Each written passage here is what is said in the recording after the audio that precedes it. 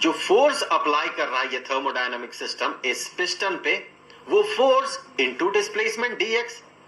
यहां पर अगर ये प्रेशर P एक्सर्ट करे इस पिस्टन पे, तो फिर हम कह सकते हैं ये जो फोर्स एक्सर्ट कर रहा है ये थर्मोडायनामिक सिस्टम, यहां पर जो फोर्स एक्सर्ट कर रहा है ये F, तो वो F ये बराबर होगा प्रेशर इनटू इसके क्रॉस सेक्शनल एरिया के, P इंटू ए मतलब ये जो क्रॉस सेक्शनल एरिया है ये, जो कि इस पिस्टन का भी क्रॉस सेक्शनल एरिया होगा।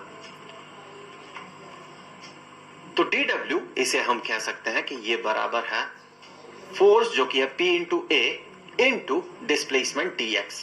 वैसे फोर्स और डिस्प्लेसमेंट का डॉट प्रोडक्ट होता है वर्क डन। यहां पर फोर्स का जो डायरेक्शन है डिस्प्लेसमेंट का भी वही डायरेक्शन है, तो जब इन दोनों का डॉट प्रोडक्ट हम पता करेंगे वो बराबर हो जाएगा उन दोनों वेक्टर्स के मैग्नीट्यूड के प्रोडक्ट के। तो इनका मैग्नीट्यूड है pa और dx, फोर्स का मैग्नीट्यूड है pa और डिस्प्लेसमेंट का मैग्नीट्यूड dx, तो उन्हें हमने डायरेक्टली मल्टीप्लाई कर दिया। ये डॉट प्रोडक्ट रूल है।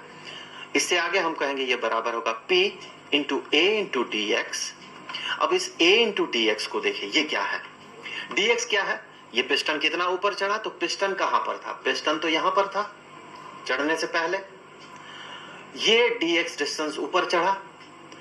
अब इसका क्रॉस सेक्शनल एरिया है a, तो इस छोटे से सिलिंड्रिकल रीजन को अगर आप कंसीडर करें तो आप पाएंगे इसका वॉल्यूम होगा a इंटू dx। a इसका बेस एरिया है और dx इसका हाइट है। इसका मतलब जो वॉल्यूम में चेंज हुआ वो बराबर a इंटू dx। तो यहां अगर आप माने कि यहां वॉल्यूम v था, अब वॉल्यूम इसका बन गया v प्लस dv, तो ये dv बराबर होगा a इंटू dx के।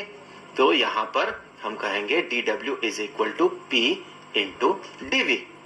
तो उन दोनों वैल्यूज को अगर हम यहां पर सब्स्टिट्यूट करते हैं तो हमें क्या मिलेगा, देखिए 0 इज इक्वल टू du के जगह हम क्या लिखेंगे, cv dt।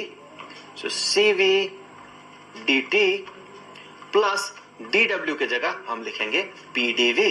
सो pdv। यहां पर अगर आप गौर से इस इक्वेशन को देखें तो इसका और इसका, इन दोनों का जोड़ 0 है, सम इसका 0 है। इसका मतलब एक पॉजिटिव टर्म होगा तो दूसरा नेगेटिव टर्म होगा। इस केस में ये क्लियर है कि वर्क डन नेगेटिव नहीं है, अर्थात pdv जो है ये नेगेटिव नहीं है, ये पॉजिटिव है। ये सिस्टम कुछ काम कर रहा है, इसीलिए तो पिस्टन ऊपर की तरफ चढ़ रहा है। इसका मतलब ये जो टर्म है cv dt ये नेगेटिव होगा, पर हमें पता है cv नेगेटिव नहीं होगा एक गैस के लिए।